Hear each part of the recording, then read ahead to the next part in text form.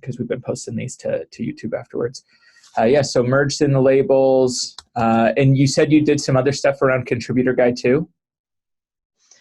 I did the release process to automate updating the version, so you can do like make release. Oh, very cool. Perfect. Yes, thank you, Sandra. And I saw, yeah, on the, I think it was last night, I was looking around the charts repo, and I saw you contributing some stuff there, which was great too. Just picking the list, and again, I'm trying to go in kind of reverse order. So Mel, do you want to introduce yourself and even give a short intro or update if you want? Hi, I'm Mel. I work for Microsoft in commercial software engineering on the cloud native team. I am almost done with my PR for Azure Monitor. I just have to finish writing the test, which I'm pretty much done with. I haven't done the pod identity part, but I'm going to do a separate PR for that.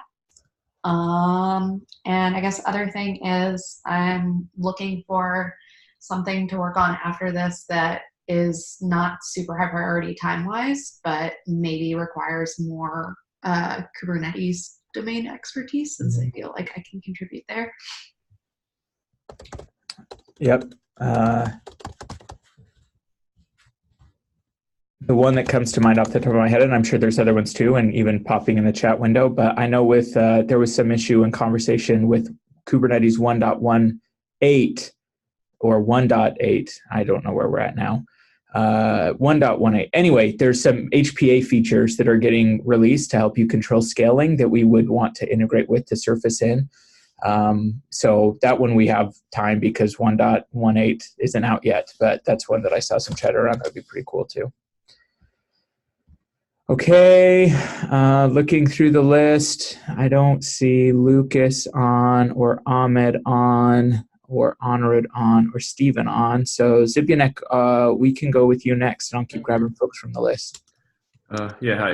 I think that Lucas is here, but he's using like this, his nick. So, but anyway, I'm Zbigniew, I'm from Red Hat. I'm working on the Cloud Functions team, and I've proposed the PRs to the Operator Hub repo. So once this goes merged, we can have the KEDA on Operator Hub. I was basically waiting for the 1.2 release. So let's see. Perfect. Awesome. Thank you. That's great. Yeah, and right now I'm planning to look at the duck typing thing. So about like some potential things for the 2.0 or 2.x release. So yeah, that's it. Next week I will be out, so probably I will be here like the other week. Sounds good. All right, so I'm just going to grab folks from the list then, more or less in the order I see. Calvin McLean, do you want to just give a brief intro? I don't know if there's any topics you want to cover, or even just introducing yourself. Yeah, I'm Calvin McLean. I work for Cyverse. One of my coworkers, William Simpson, is on here. I don't have any specific questions today. I'm just listening in. Cool. And you said Cyverse. How do I don't need to put it in the notes. I was just curious on where you both work. Yeah, it's a Cyverse. Like this? Yep. Cool. Great. Awesome. Yeah. Thanks for joining, both of you. Feel free to jump in at any time. Will, anything to add on your side as well? Great. Thank you. Yeah, we're particularly interested in the HTTP scaling and the work around, the service mesh pull request. Yes, great. Oh, issue, I guess. Sorry, not pull request. Sorry, yeah. Didn't mean to get excited. Well, I was talking to Zibianek and Tom about it this week, and I was like, oh man, we've got a pull request. No, sorry. It moves fast. No, that's perfect. I'll add that here too. Actually, I think yes. Tom added an item here, so that is something we should be able to talk about. Great, thanks for joining, Calvin. Well, good to meet you both. Iberk, I know your mic stinks. I don't know if you just want to use chat and do a brief intro. We won't make you unmute. That's totally fine. And I will proxy for you. I will be your voice. So I'm looking at the list. I think that Jeremy, you want to do a quick intro? Hey, I'm just part of the Cyverse team too. I'm not a developer. I'm just sitting in to try and pick up whatever I can. Fantastic. Great. Cool. And then Iberk from Red Hat, Knative, And oh yes, that's right. So thanks for joining, Iberk. That's one nice thing since I am being your voice today. We posted on the Slack channel. It might even been Iberk who posted it. There's a pull request in the Kubernetes. Knative repo right now around potentially using KEDA to help scale the Kafka source with Knative. It's in here somewhere. I'm not being able to find it now, which is great to go. Oh, it's L. Yeah, it's L. It's Lucas. Yeah, that's him. Oh, this is Lucas. Yeah, so it's just him. L. It's like Lucas. Oh, yes. Thank you. Yeah. That's why you said Lucas was here, because I was like, man, yeah. I don't see him. Okay. Yeah. Sorry, Jeff. I can give you maybe more details on the Knative side. So basically, sure. That's great. There are the discussions, and the first part is basically the proposal for scaling the sources in the eventing. So there is the proposal from Alex on the on the Kafka source. So I think that if this gets good feedback from the Knative eventing side, I think that they will incorporate it with the more sources. And so this is the first step. And I suppose that with the upcoming 2.0 release or the duck typing thing, we can discuss with them about scaling the other components in the eventing space. So this is just the brief info on that. Great. Yeah. And Lucas and Zibianek too, I posted in the Slack channel for the Knative group. Thank you for that link. The other day, because there's the KEDA Knative Slack chatter. And it was more just we chatted about a month ago. It's good to see some progress. I don't know if it's worth doing even some of the stuff you mentioned there, Zibianek, in terms of hey, once we have duct taping, is there anything else we want to start to do? So there's no action item. It's more just FYI, if you think it's worth doing anything and just poke that thread I started, then I'm more than happy to set up a separate meeting specifically on those topics too. Okay, so I'll start with a few updates from my side then, and then we can go over some of these topics and see if anything else was missed. So the biggest one, and I'm kind of proxying for folks who aren't here, yesterday we did roll out the 1.2 release, which brings a lot of great stuff. It has the Postgres and MySQL scaler that Daniel was working on. I don't see Daniel on the call this week, which is fine. It's got some nice improvements that some of the folks even on the call here have helped with. So that's got a good click to it. I do think there's the one last part. I was poking around it last night. The YAMLs have all been updated to 1.2. The Docker image is published for 1.2. We haven't yet updated the charts. So I'm going to talk to Satish today about making sure that we have the 1.2 version of the Helm chart so that starts being the default and latest version. But that is out now. I know we talked about doing a release schedule later. I was talking to Satish a little bit about it. This was his first time doing a release, so some of it was just learning how to do it. But I think we might do another release in 2 weeks or so to pull in the Azure Monitor PR that's open and anything else. So even if we squeeze in the pod identity one with it, we'll see what happens there. But that's the kind of thinking now. So 1.2 is out. 1.3 should be coming in the next 2 weeks or so. So open to any other thoughts or comments on if there's any features that people want to make sure we hold off for on that one. Great. Any questions on 1.2, any of that stuff? The only other update, I'm trying to think from my side, CNCF Sandbox, I'll just grab this one. So there's an issue here that I'm guessing Tom linked, which is the actual request that we made. It's kind of interesting. Usually when you want to be a sandbox project, you just had to get 2 people from the CNCF to kind of give you a thumbs up, but they're trying to be more scalable, which makes sense. And so now you go through this process where one of the SIGs reviews your project, and then they decide whether or not they think you meet the requirements to be a sandbox project, meaning that you have a good community, you have a useful piece of tech, you're open source and governing it in a way that aligns with the CNCF mission.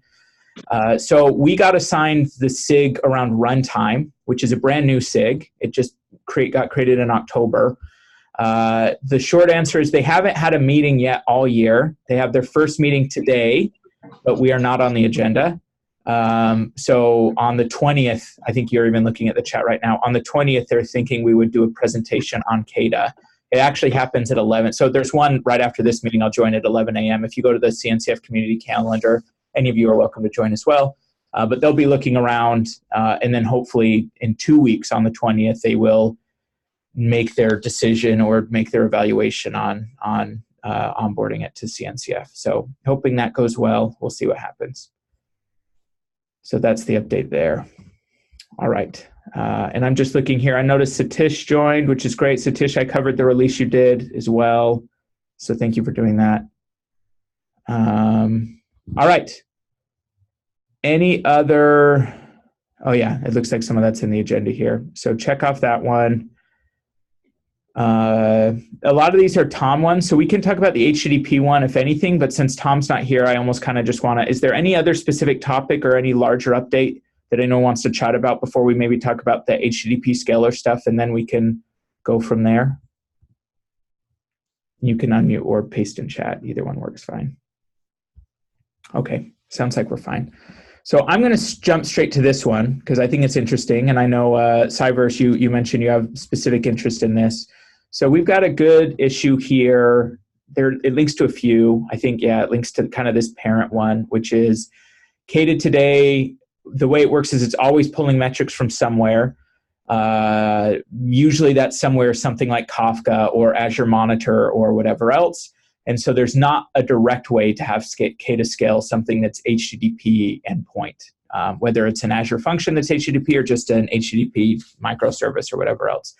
So there's an issue here, which is like, hey, can we do some work so that KEDA can help do the event-based scaling thing with HTTP workloads too? And there's actually some really good conversations. Zivyanek chimed in quite a bit. I would recommend looking at the Slack channel. There's a whole thread somewhere here, maybe even 2 or 3 threads around HTTP scaling. Yeah, this one with Will that went into kind of like Istio and talked about scaling to 0 and the options there. I guess the short answer is because KEDA, all KEDA is really doing is it's discovering metrics and then pushing them to the HPA. There's no default metrics for us to pull out of the box with HTTP workloads in Kubernetes. So there's a few kind of proposals on the table. I imagine we'll probably want to do all of them. It's just a matter of which ones we do first. So the first one that works today, there's a link to a blog post here. This is just kind of an FYI. You can manually set this up today, where if you use, like there's a blog post sample here, if you use something like Nginx Ingress, and you use Prometheus that's going to scrape metrics, you can then use the KEDA Prometheus scaler to say, hey, how many requests per second am I getting? Or how many requests over a 5-minute window am I getting? And you can use that to drive scale. So that's totally possible today with no work on KEDA. It's a little bit, there's a lot of pieces here. You've got to have Prometheus, and Prometheus has to talk to your Ingress, and then KEDA talks to Prometheus. So there's a bit of jumps around there. There's some other discussions that have come up. I know Tom's been looking right now at the service mesh interface, is looking at implementing some interface standards for traffic metrics. And so the thinking here is if you were using a service mesh that implemented SMI, KEDA then could ask that service mesh about the metrics, like how many requests per second, and use that to drive scale. So it's still early. I think there's probably a link here to that discussion in the service mesh interface repo where it's kind of just being designed. But it is super interesting, and I think it makes a lot of sense. It's just we'll have to work with the SMI spec team to implement the spec, and then a service mesh will have to implement that implementation, and then KEDA would hook into that. There's also, I don't know if it's in this issue, there's discussion that like maybe you could even do something like this pattern, but just have KEDA directly look at the metrics endpoint of Nginx instead of having to go through Prometheus. But Prometheus also does some nice stuff like aggregating and like pulling rolling windows and stuff. So there might be some limitations there. And then the final one, I guess I would mention, because it's worth noting, Knative Serving does concurrency-based scaling. I believe it can also do request-based scaling. Obviously, it's not using KEDA today for the serving stuff, but just in terms of workloads, that's something that's come up on the Slack channel a lot that's worth noting. So I kind of rambled on for a bit there. Anyone else have any thoughts or questions around this HTTP scaling workload? If there's one of those options sounds more appealing, if we're missing another option, or just thoughts in general on the pattern? I guess I was just curious, do we have an idea of like how much buy-in the SMI spec has? Because that sounds really cool to me if it ends up being widely adopted, but I just don't know what its like status is with other projects. Like I don't know if Istio has is planning to adopt that spec or other big service meshes. Does anyone on the call have any insight? I have some thoughts. I can definitely look into this because SMI grew out of the team that works across the hall from me. So I just have to walk across the hall. I don't know if anyone else knows specifics. My understanding is, I'm not seeing anyone on mute. My understanding is that kind of the way they implemented this, they took existing service meshes like Linkerd and Istio, and they kind of just built a spec around them. So I believe at least Linkerd does. I even thought they had compatibility for Istio. So the approach, my understanding from this, and again, this is me reading marketing blogs, and who knows what's true in a marketing blog, is that kind of this was unifying a layer on top of existing service mesh patterns, but it's not a whole lot of work for like a Linkerd or an Istio, or potentially even no work to implement them. Now, I don't know how true that is, especially with something like this traffic metrics thing that we're talking about. I don't know how many controllers are honoring this stuff. So I can at least take that action item because I know the folks who are working on this spec at Microsoft, at least from the Microsoft side, to understand, even if we did this SMI spec approach and we helped them close this feature, like what does that get us? Or is it much more future looking because, it's either very early in adoption or no adoption. So I don't know. I'm not sure. Okay. Yeah, maybe just a short note, like that could be like the other approach with the Knative. So basically, if you use like the Knative service for your deployments, we can eventually like enable KEDA to scale those Knative objects. Like instead of deployments, it could be like pretty easily done, I suppose. So that could be the other option. Basically, for the HTTP, you can use the Knative autoscaler, and for the event-based, you can use KEDA. So instead of deploying like the Kubernetes deployments, you will use the Knative serving parts service. I think that basically because the SMI like requires you to have installed service mesh, which adds another layer in your cluster, which could be like overhead. And I know that there are some movements in the Knative community to get rid of Istio, or like to enable users to plug in like some lightweight proxies instead. So this could be the other option for you just in the future, just for reference. Yeah, it really is. This is a super interesting space for me personally right now. And it like Zibianek did a great job explaining, and it's hard because kind of all of the options are a little bit complicated in their own ways. Like service mesh itself is a little complicated. Knative serving, as Zibianek mentioned, requires a service mesh because there's just a lot of capabilities to drive, especially scale to zero, where you've got to like hold on to that request while you're scaling out. That things like service meshes and Knative serving or whatever else help add. Osiris is another piece of tech we had some chatter about that does scale to zero. That said, kind of in saying this, there's a huge opportunity here just in general for the community to figure out a simple way to do this. Right now, I'm kind of along the same lines as Zibianek, where my dream world would be some world where there's a very simplified flavor of Knative serving that can leverage KEDA-like scaling that could both do the HTTP 0 to N, but based on request or concurrency, as well as the non-HTTP 0 to N.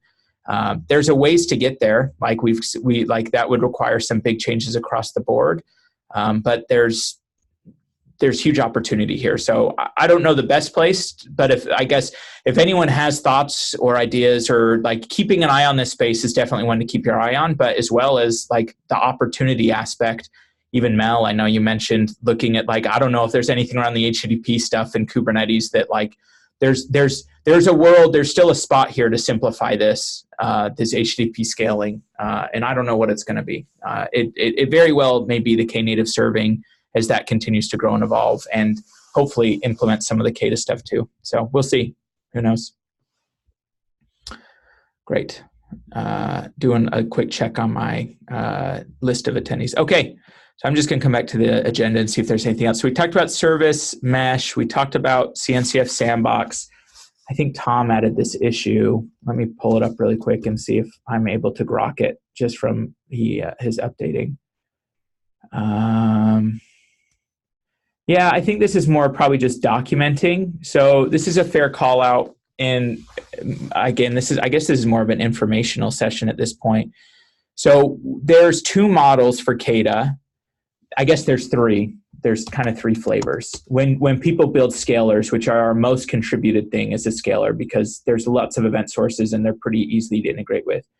So the first model, I guess the first distinction that I would mention, every single scalar has a maintainer.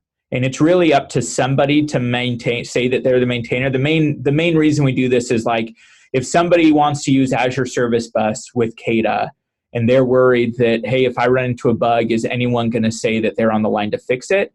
If Microsoft is listed as maintainer, then that's kind of at least me and my team saying, yes, if you run into a bug, I'm not going to guarantee we're going to fix it within 2 hours, but we will continue to fix bugs. And it's not just like we're going to contribute the scalar and then go pop off and maybe never look back at it. Maintainer community kind of means like, hey, somebody came and built this. They may or may not still be around, like Huawei Cloud Eye is a great example.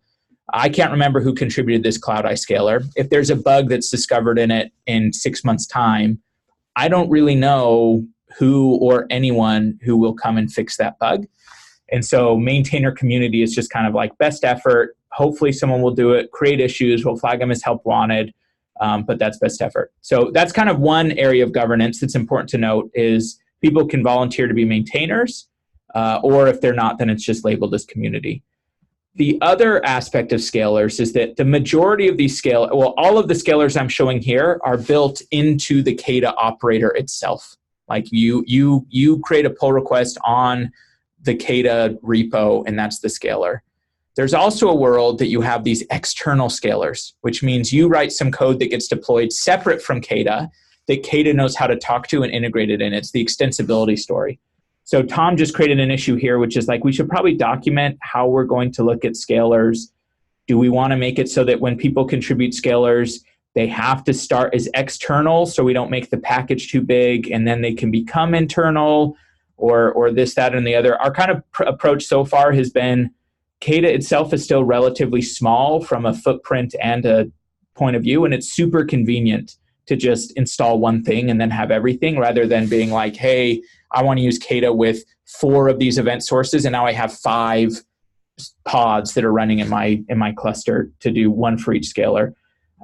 So he has an issue here to talk about it. I have my own thoughts. So far we've kind of been like, we're not at the scale yet where this is giving us pain, but it's probably at least worth documenting. So I'm not going to necessarily give what I think is the answer here, but just calling out this issue and some background there as Tom did put it in the agenda. I'll pause in case anyone has any thoughts before we move off of this and do the last few items. Great. Scalar governance, no decision made, just covered topics. Okay, so then the last thing I think we'll talk about, unless someone else has any topics, is we talked about the SMI spec, changelog. Satish, this one might be one that I don't know if this one makes sense to you. Oh, we kind of have this. I'm not sure if this is different. They actually have a changelog markdown, but we have GitHub releases. So I'm not sure if we need a changelog since we do use GitHub releases. And if I come here to the KEDA releases, then I can see like for 1.2, here's all the things that changed. So I don't know. Tom added it to the agenda. I don't know if he's saying he wants to turn this into something on top of like the KEDA.sh site, but I personally am okay with this for now. Okay. That's all the agenda items. Anything else anyone else wants to cover? Anything we didn't cover, or are we good for this week?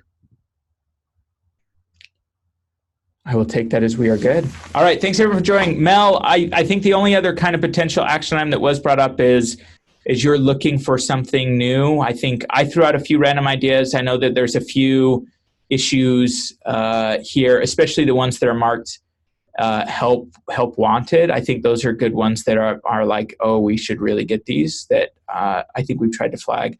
But if you also need other ideas and it's something that we haven't mentioned here, feel free to ping on Slack or something, and I think we could have a good brainstorming session as you're looking for the next thing as you close out the Azure Monitor PR.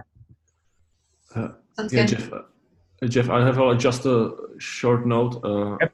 I wasn't here last week, but I know there were some discussions, or maybe the week before, about the development and debugging, and about the experience for developers around KEDA. So I have added like instructions to the README. Basically, we are using the operator SDK framework, so it's pretty easy. It's pretty easy, like to test KEDA, like basically. The other topic, deploying custom. Oh yeah, great. Yep, here. Yeah, and you just need to run the operator SDK run, and it will basically take your code and it will run it in the cluster. So you don't need to build an image, anything. You just run it, and you can even like debug the code. So you can connect debugger to this and use directly from your IDE. So it's pretty easy. You don't have to build any images there. So just a short note for everyone to know. That's a good note. And I love all these improvements to the contributor experience, because I know a lot of the folks who've joined the call and or even just communicated on Slack or GitHub have mentioned like that there's still some bumps in the road. One question I have here around the Operator SDK, does the Operator SDK CLI, does that work on Windows and Mac? Because I know one of the other pieces of feedback I've heard is some folks saying the Windows development experience was a little bit harder, and I don't know if this is one example that this might be something that's optimized a little bit more for Mac. It does work on Mac. I'm using Mac, so it's fine, but I'm not sure about Windows at all. I'm not sure. Sure. Yeah. Yeah. Yes, I am using a Mac as well, so I sometimes forget about this stuff. And the main reason I use a Mac is because things like that, but I'll at least make a note of it. So that's good to know. Added to README, maybe Mac only. So let me add some action items here for me. Okay. So check Operator SDK, check SMI spec adoption. And before I sign off, I'm actually going to look at if I had action items last week that I didn't do. So we did do the 1.2 release. We did help review the Azure Monitor PR. I did not create a release schedule. I screwed up. I don't know if Rajasa ended up creating this issue around new line characters. I didn't see it. And then, oh, this one, actually, Zibin Nixon, you're on the call. There was some question around, Rajasa, I believe it was last week, mentioned that when they were debugging one of their custom stuff, that some of the log messages weren't showing up, and they were curious what they could do to get the log level up. And I realized a few things. One is that we don't document that, which is fine. I can take that as another one. But the other one is I wasn't even totally sure on the right level. So in our Helm chart, we have log level, which we default to info. But there was some confusion. Like I think Zap does like 0 to 10, and is 10 like the most, and like just any info around that was kind of an Sure. I can add some notes like or links to the README. Basically, info is 0 and debug is 1, and then you can like extend the debug from 1 to whatever number you want. So basically, if they want to debug the things, they will just specify over there debug or number 1, and it should be okay. Great. Yeah, if you can, even on an issue and just flag me on it, if you can link to the info, I'm more than happy to help open the PR on the chart docs. Is there any issue for this? I haven't seen it. I don't think so, actually. It came up last week, and I don't think we ended up creating one. It's almost definitely not on the charts repo. If there was, it would be here. And thanks, Lucas. It looks like Lucas confirmed it does not look like Operator SDK has a Windows exe, so we might also need to create an issue just to figure out what that section looks like for log level. Let's see. I don't see anything around log level docs, so I can create one right now. Yeah, and I can send a link to the chat to the Operator SDK library. There is like a section on logging, so it's specified over there. It's in the chat.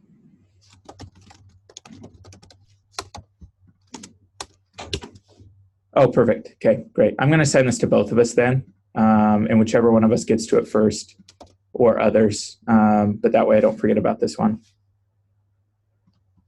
Okay, and we had the discussion, so I will remove needs discussion. Okay, great. Anything else anyone wants to add? Okay, appreciate it. Thanks everyone for joining, and we will chat again next week. See you, everyone. Bye.